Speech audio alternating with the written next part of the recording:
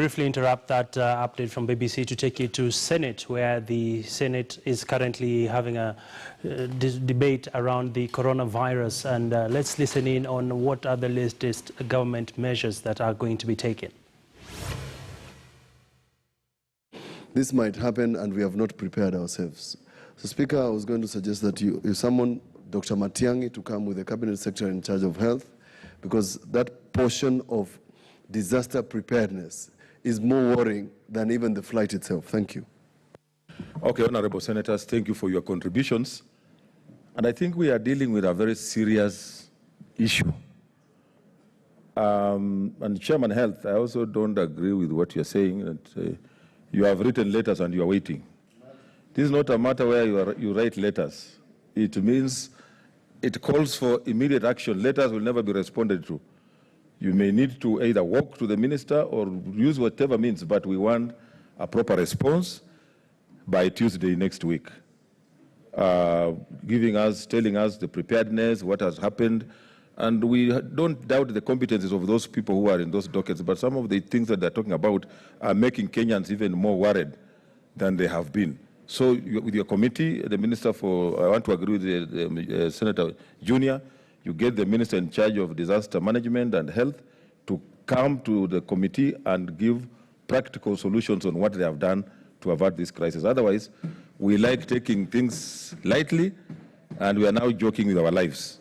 So let us not take make expensive experiments. So, Bonambito, the ball is in your court, and you can hear if senators are worried, what about the ordinary mwananchi that they represent in their counties? So take the matter seriously. Next order. Next statement. Senator Chebeni.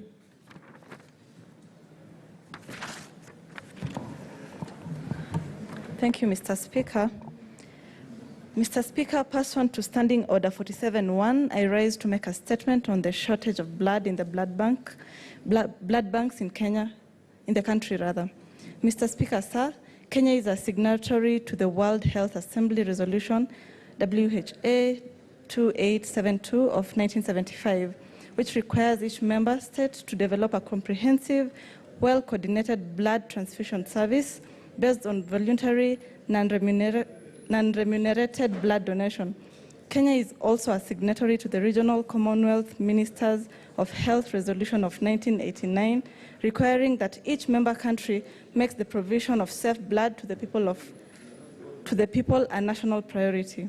Mr. Speaker, sir, the Kenya National Blood Transfusion Service was established in the year 2000 under the Ministry of Health, and its mandate is to collect, test, process and distribute blood and blood products to all the transfusing hospitals in Kenya.